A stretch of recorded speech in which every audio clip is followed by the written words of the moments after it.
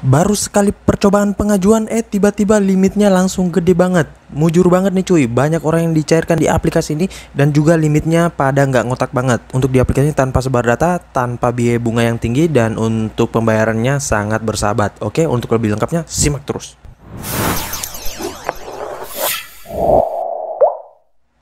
Assalamualaikum warahmatullahi wabarakatuh. Kembali lagi bersama channel Omir Official. Apa kabarnya nih kalian semua hari ini? Semoga kalian tetap sehat, tetap kuat, dan senantiasa terhindar dari wabah yang sedang melanda dunia saat ini. Karena seperti yang kita ketahui bersama bahwa pandemi ini belum berakhir cuy ya. Jadi jika kalian ingin beraktivitas di luar rumah, tetap gunakan masker, menjaga jarak, dan juga mencuci tangan selalu ya. Dan pastinya kalian senantiasa berolahraga serta konsumsi makanan bergizi agar imun tubuh kalian tidak turun dan senantiasa terhindar dari segala penyakit ya.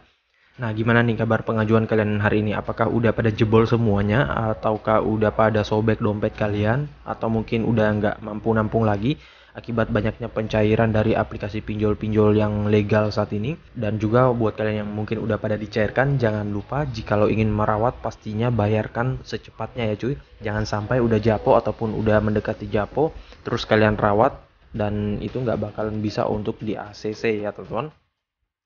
Nah, sesuai dengan di video awal saya, kali ini gue akan membahas lagi terkait salah satu aplikasi peminjaman online yang dimana untuk aplikasi ini tentunya mungkin kalian sudah pernah dicairkan juga dan sudah ramai yang dicairkan karena memang akhir-akhir ini aplikasinya gila-gilaan cuy untuk melakukan pencairan. Padahal ini pengajuan baru ya, tetapi tiba-tiba limitnya meningkat pesat dan bahkan kemarin ada yang pengajuan baru ya teman-teman itu bisa dicairkan dengan limit 3 juta rupiah. Gue juga gak heran kok ada aplikasi peminjaman online seperti itu. Tapi memang untuk dokumennya di sini gue masukin lengkap ya cuy. Jadi memang bukan hanya KTP dan rekening ya. Dan ya untuk dokumennya juga kalau ada ya silakan isikan, kalau nggak ada juga nggak masalah ya cuy. Dan pastinya di sini untuk peninjauannya sangat cepat. Pastikan untuk data kalian itu memang real dan juga belum pernah galbay di aplikasi ini ataupun belum pernah japo ya. Nah oke, untuk lebih lengkapnya simak saja dulu videonya. Dan buat kalian yang baru bergabung di channel ini, ada baiknya kalian tekan dulu tombol subscribe yang ada di bawah. Kemudian aktifkan tombol loncengnya agar kalian mendapatkan update notifikasi terbaru dari video saya. Karena di setiap harinya akan ada updatean video menarik terkait aplikasi peminjaman online di channel ini. Dan jangan lupa like, komen, dan juga share sebanyak-banyaknya. Kita masuk dulu ke pencairannya. Ini dia teman-teman, kalian bisa lihat di sini gue telah dicairkan dengan limit peminjaman itu 2.500.000 awalnya, namun di sini karena ada biaya pemotongan yaitu sebesar hampir 100 ribuan lebih ya. Nah, jadi yang masuk ke rekening gue yaitu 2.375.000 ya teman-teman. Nah, untuk tenornya gue mendapatin 2 bulan ya dan dibayarkan dalam waktu ataupun siklus 2 kali ya. Nah, di sini bulan pertama itu gua harus membayarkan sekitaran 1.300.000-an ataupun sekian ya teman-teman, dan bulan selanjutnya juga sama. Nah, di aplikasi ini sebenarnya gua itu mengajukan 3 juta ya cuy. Namun di sini karena skor kredit gua ya seadanya aja, jadi memang limitnya malah turun ke 2,5. Namun nggak masalah cuy, ini udah gede banget loh ya, apalagi terhitung masih pengajuan baru ya. Walaupun pengajuan baru memang sebenarnya kita biasanya dapat limit 1 juta, tetapi ini karena dokumen yang gue isikan banyak, yaitu meliputi data diri dan juga foto kakak, kemudian ID card, foto tempat bekerja, foto sedang bekerja, dan lain-lain. Pokoknya banyak banget yang gue isikan, jadi memang untuk skor kreditnya udah lumayan tinggi ya, walaupun memang masih pengajuan baru. Nah, dan ini belum terbilang tinggi ya cuy, karena banyak orang di sana yang dicairkan dengan limit 3 jutaan padahal itu masih akun yang masih fresh banget ya dan belum pernah meminjam di aplikasi ini. Kalau untuk peminjam yang udah pernah meminjam di pinjol lain boleh nggak bang? Ya boleh banget cuy, yang penting belum blacklist OJK ya. Kalau udah blacklist OJK itu udah susah banget ya, dan pastinya kalian jangan sampai galbay di aplikasi ini, soalnya bunganya akan berjalan terus ya. Kalau untuk DC lapangnya sih semua daerah itu belum tentu ada ya, biasanya yang banyak hanya di Jabodetabek saja sih. Kalau di luar Jabodetabek itu jarang banget sih gue dengar, biasanya sih hanya dikirimin surat cinta doang ataupun kadang pemberitahuan melalui nomor telepon atau gimana. mana ya. Dan untuk di aplikasi ini untuk pembayarannya nggak usah diragukan, pastinya sangat bersahabat dan juga nggak bakalan sebar data. Ini dia teman-teman, nama aplikasinya yaitu KTA Kilat. Dan untuk aplikasi KTA Kilat ini sudah ramai banget orang yang mengajukan dari beberapa bulan lalu. Makanya buat kalian yang masih pemula, masih sering di autol ataupun sering digantung di pinjol-pinjol ilegal ataupun di ilegal, saran gue sih coba ngajuin di aplikasi ini. Walaupun memang nggak 100% bisa di ACC untuk semua orang ya, tetapi nggak ada salahnya kalau kalian coba ya. Mencoba itu nggak mengapa cuy. Untuk hasilnya itu ya belakangan aja ya teman-teman. Kalau di autol itu memang resiko di peminjaman online, namun nggak masalah ya cuy. Namanya juga baru main pinjol, pasti jawabannya hanya di ACC, di autol ataupun digantung ya. Dan pastinya untuk di aplikasi ini semakin banyak kita mengajukan, semakin tinggi juga untuk tingkat ke-ACC-an kita ya, walaupun memang akun baru ya. Nah, untuk di aplikasi ini buat yang sudah sering mengajukan dan sudah sering dicairkan dengan limit tinggi, coba bisa kalian ketikkan di kolom komentar gimana setelah merawat, apakah limitnya tetap naik ataupun masih stuck di limit awal ya. Soalnya di beberapa aplikasi pinjol itu kalau kita dicairkan dengan limit gede di awal, itu ketika perawatan limitnya stuck cuy ya, jadi nggak meningkat dan nggak turun, jadi tetap gitu ya. Nah gua juga heran sih kalau seperti itu. Biasanya kalau kita merawat dari limit kecil naik ke limit gede, namun karena mungkin juga udah dapat limit gede di awal makanya nggak naik limitnya ya. Nah oke, untuk lebih lengkapnya kita langsung ke aplikasinya. Ini dia teman-teman, nama aplikasinya yaitu KTA Kilat, pinjaman uang online kilat dari PT Pendanaan Teknologi Nusa ya. Jadi untuk aplikasi ini dideveloperi oleh PT Pendanaan Teknologi Nusa, dan untuk aplikasi ini sudah legal OJK. Kalian bisa cek di website OJK untuk daftar aplikasi pinjol yang berizin dan terdaftar di OJK per 25 Oktober karena itu updatean terakhir ya, dan belum ada updatean terbaru untuk saat ini.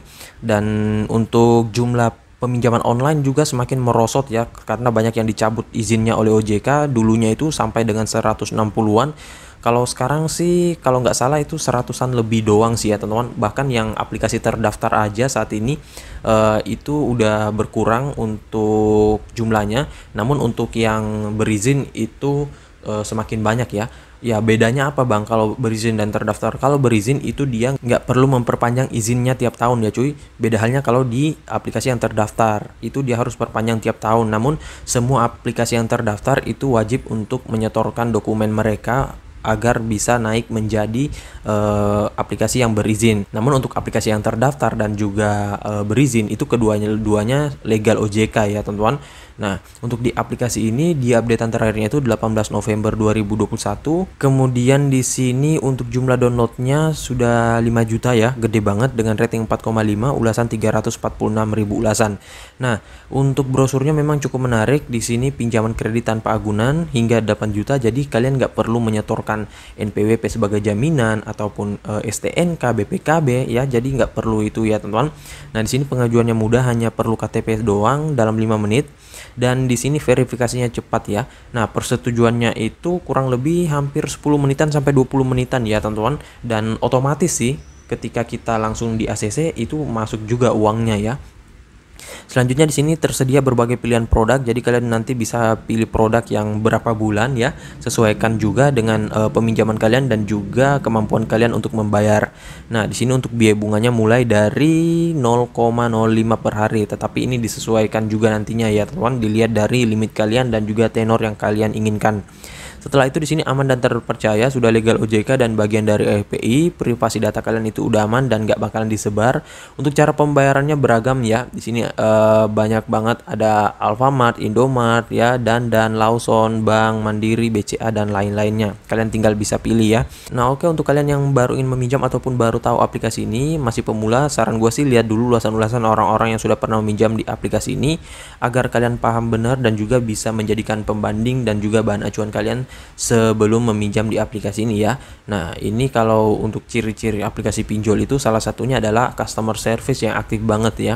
Nah, di sini bisa kalian lihat Kemudian selanjutnya kita ke detail aplikasinya, apakah ada. Namun di sini nggak ada untuk detail aplikasinya, gua nggak tahu kenapa. Biasanya sih ada ya teman-teman untuk detail aplikasinya, mulai dari bunga, kemudian siapa saja yang bisa meminjam. Nah, sedikit info untuk aplikasi ini bisa untuk peminjaman umur 18 tahun ya. Jadi buat kalian yang masih pelajar, masih duduk di bangku kuliah, itu udah bisa langsung gas ya. Namun untuk di bawah 18 tahun sayang banget belum bisa ya. Nah, di sini untuk tanggal rilisnya dia dirilis sejak 23 September 2017 ya, dan untuk izin aplikasinya pastinya hanya kamera dan lokasi doang ya, hanya itu saja ya teman-teman. Selanjutnya di sini kita lihat masuk saja langsung ke aplikasinya ya, dan nggak usah berlama-lama. Oke, ini dia teman-teman tampilan awal dari aplikasi KTA Kilat. Di sini kita baca terlebih dahulu untuk tipsnya. Selanjutnya kita tekan OK, kita tekan skip lagi di sini. Apakah login dari awal atau enggak nih? Oh, kayaknya enggak sih ya cuy. Nah, ini kita lihat dulu, kita masuk OK, coba tampilannya sih seperti ini ya cuy. Nah, ini hanya gini doang sih, walaupun memang masih jauh banget jikalau kita sandingkan dengan aplikasi KP, kemudian Kredivo, Rucep ya. Ini masih kurang banget untuk fitur-fiturnya, dan juga untuk kupon-kupon diskon ya. Biasanya tuh kalau pinjol-pinjol legal OJK banyak banget untuk kupon diskonnya ya. Nah, sini kita tekan ajukan sekarang, namun harus masuk lagi ya teman-teman. Nah, ini kita masukkan nomor teleponnya dulu. Nah, ini kita sudah masuk, dan untuk kode OTP-nya juga langsung otomatis terisi ya. Jadi di sini walaupun kita sudah punya akun, itu tetap harus masuk dan juga meminta kode OTP ya. Memang agak sedikit repot sih ya teman-teman, namun itu salah satu keamanan juga. Nah, di sini kita langsung masuk ke tekan ajukan sekarang. Nah, untuk pengisiannya di sini baru 20% ya, 40% ya teman-teman. Nah, ini ada pengajuan yang gua pengen ngajuin lagi nantinya. Namun ini hanya coba-coba doang ya, dan di sini minjam dari akun teman ya teman-teman. Namun di sini hanya untuk contoh doang sih ya teman-teman, bukan untuk pengajuan. Soalnya kalau untuk data diri saya ini sudah masuk di akun yang satunya ya. Nah, di sini kalau pengisiannya udah 2 itu nilainya 40%. Jadi tiap penilaian ini menambah 20% ya. Jadi total nanti ada 100% jikalau sudah terisi semua. Dan ini wajib terisi ya teman-teman. Soalnya kalau satu nggak selesai, itu nggak bakalan bisa untuk pengajuan ya. Soalnya harus mencapai 100% dulu baru bisa untuk pengajuan. Nah, di sini untuk pengisiannya yaitu informasi pribadi, informasi pekerjaan, kontak darurat, informasi bank, dan juga informasi identitas. Di sini kita masuk dulu. Untuk informasi pribadinya, kalian bisa isikan di sini status perkawinannya, hanya gini doang sih ya cuy. Simple banget dan juga gampang banget. Status perkawinannya apakah kawin atau belum menikah. Kemudian kota tempat tinggal di sini kalian pilih ya, sesuaikan dengan KTP kalian. Nah, buat yang bertanya, "Bang, gimana Bang kalau lokasi domisili gua berbeda?"